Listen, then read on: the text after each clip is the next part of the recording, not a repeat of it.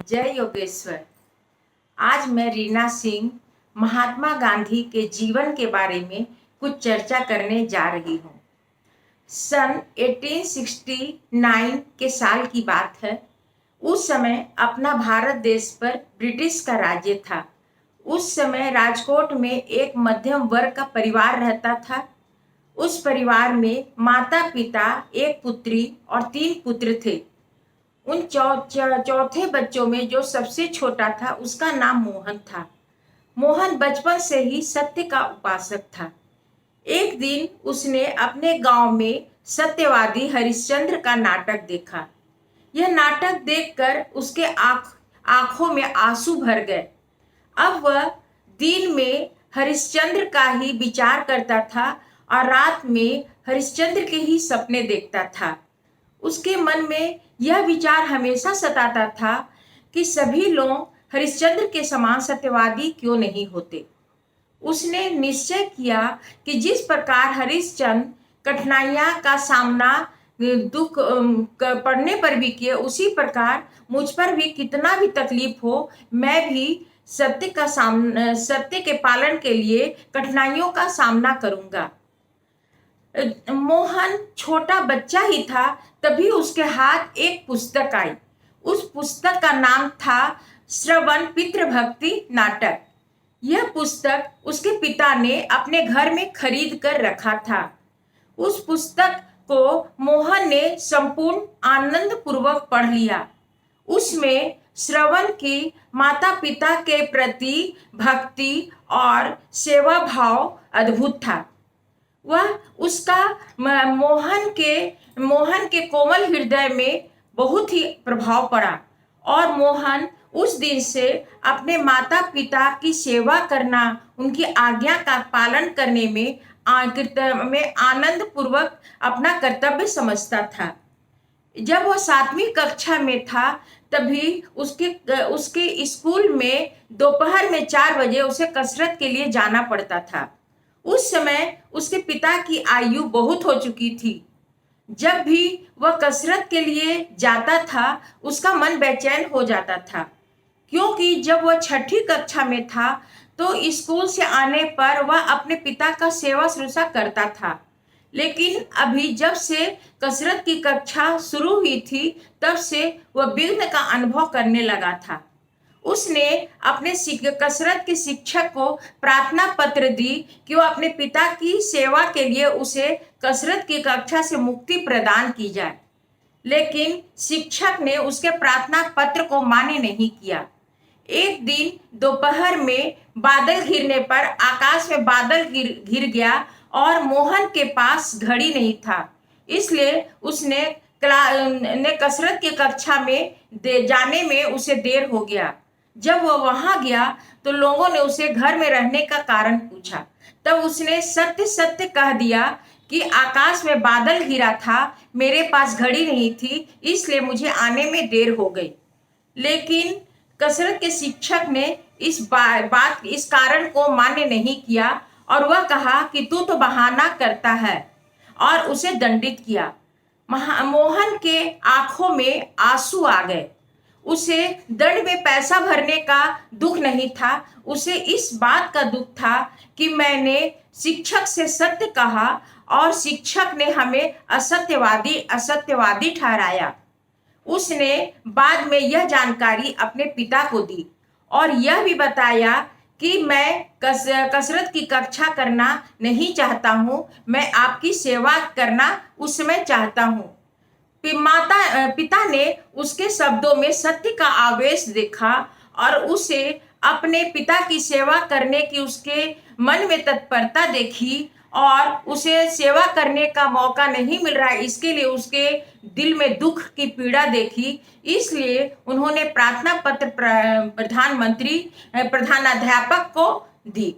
प्रधानाध्यापक से उसके पिता ने उसे कसरत की कक्षा से छुटकारा दिलवाया। यह सब होने पर मोहन के हृदय में सात्विक आनंद के सागर में उसका मन सात्विक आनंद के सागर में डूब गया। 1887 में मोहन ने मैट्रिकुलेशन की परीक्षा पास की। उस समय उसके पिता का देहांत हो चुका था। मोहन को आगे किस लाइन में पढ़ना है, इस संबंध में उसके परिवारजन और उसके पिता के निकट के मित्र लोग इकट्ठे हुए। एक खास मित्र ने सुझाव दिया कि मोहन को बैरिस्टर पढ़ाना है और इसके अध्ययन के लिए उसे विदेश भेजना चाहिए। सभी लोगों ने अनुमति दी। मोहन की भी इच्छा थी, लेकिन उसकी माता का मन यह मानता नहीं था।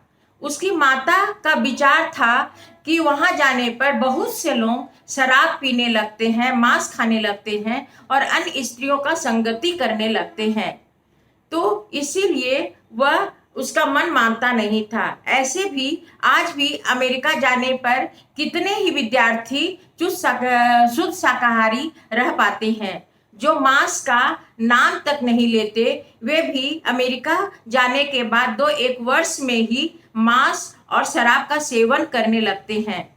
इसमें से कोई ही बच पाता है और अपने स्वधर्म में चिपटे रहता है।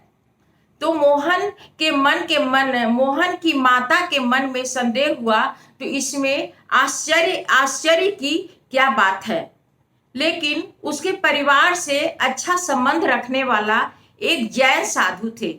उन्होंने उनकी माता से कहा कि मोहन जाना चाहता है तो जाए, पर मैं इसको तुम्हारे समक्ष में प्रतिज्ञा दिलवाता हूँ। मोहन ने अपने माता के समक्ष इन तीनों बातों से दूर रहेगा ऐसा प्रतिज्ञा ली, तो उसकी माता ने अनुमति दी। उसके बाद मोहन विदेश जाने के लिए रवाना हुआ। विदेश जाते समय रास्ते के लिए उसने कुछ नाश्ता रख लिया, क्योंकि स्टीमर में शाकाहारी भोजन तो नहीं मिलेगा, और फिर जो कुछ मिलेगा उसमें कौन सा शुद्ध शाकाहारी है, कौन सा नहीं, यह पहचानना कठिन है। उसने स्टीमर में भोजन गृह में नहीं गया। उसके पास जो कुछ थोड़ा बहुत था उसी को खाकर अपना काम चलाया। उस स्टीमर में एक वृद्ध अंग्रेज दंपति थे। उन्होंने मोहन को समझाया कि विदेश में शराब नहीं पीने से तो चलेगा, लेकिन मांस तो खाना ही पड़ेगा। जैसे जैसे तुम विदेश में रहोगे, वैसे वैसे तुम अनुभव करोगे कि मांस खाने के लिए, माने विदेशी आबो हवा में मांस खाना शरीर के सेहत के लिए जरूरी है। उसने कहा कि चाहे अनुभव हो या ना हो, से शरीर के लिए जरूरी हो या नहीं हो, लेकिन मैं अपने माता के आज्ञा का पालन करूंगा। और वह आधे स्टीमर में आधे पेट खा कर ही अपना समय निकाला।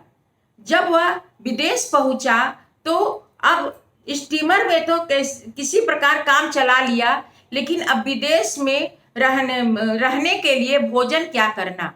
उसने अपने मित्र के घर रहने की व्यवस्था की। उसके मित्र के घर सभी लोग मांसाहारी थे। प्रातः काल तो किसी प्रकार चल जाता था, लेकिन रात्रि में भोजन का प्रबंध में मुश्किल होता था।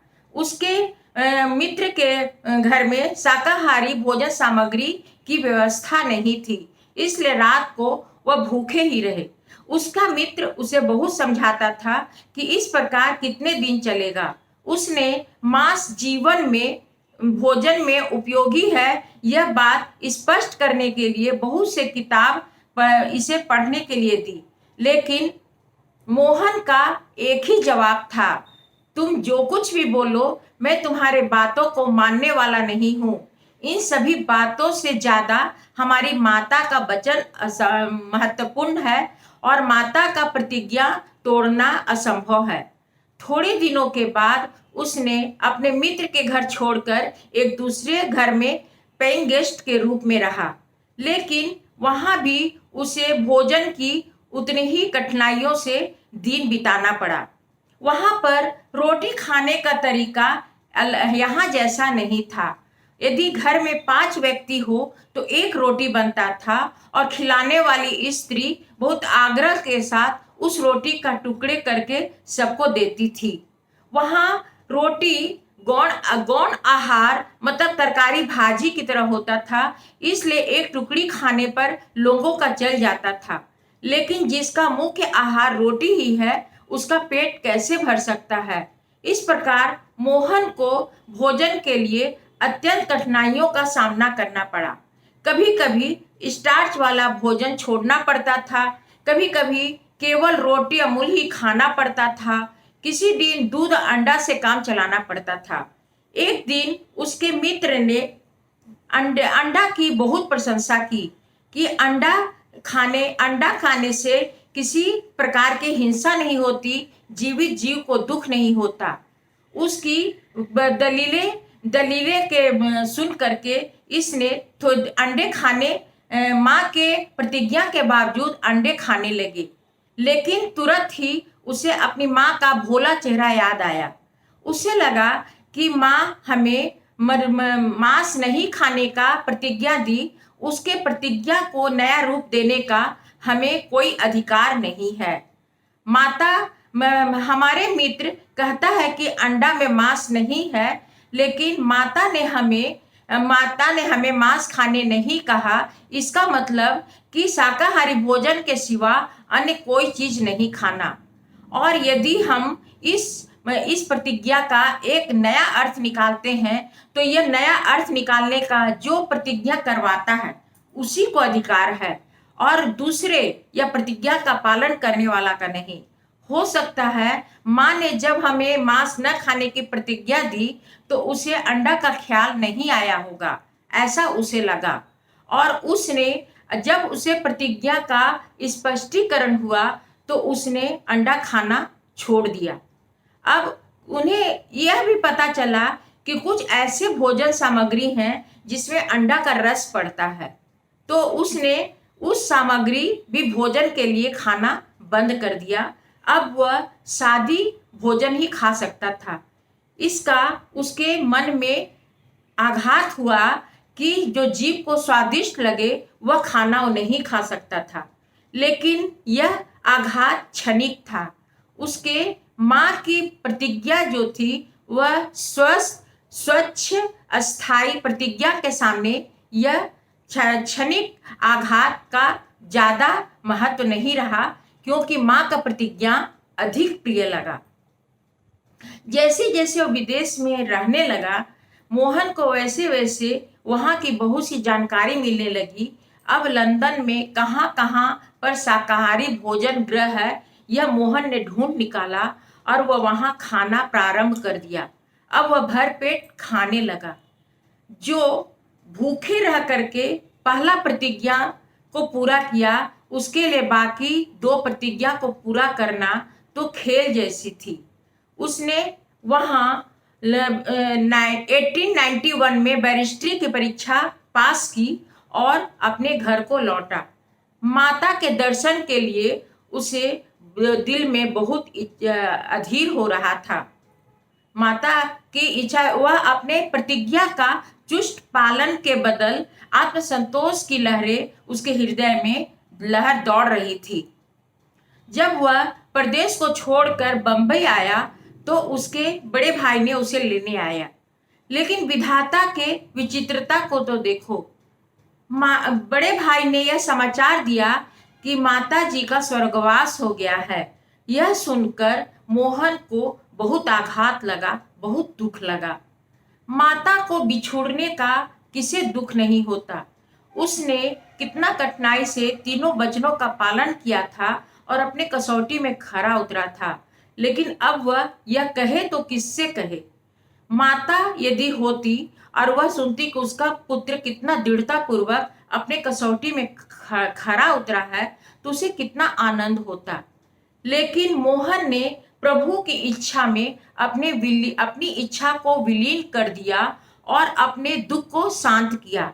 आगे चलकर उसने संपूर्ण जीवन सत्य के लिए जूझता रहा, संघर्ष करता रहा और बाद में अपने जीवन की भी बाजी लगा दी। सत्य के एक अनोखे पुजारी के रूप में वह विश्व भर में ख्याति को प्राप्त हुआ, महात्मा बने। मोहन को पहचाने, यह हमारे प्यारे बापू महात्मा गांधी। जय योगेश्वर। धन्यवाद।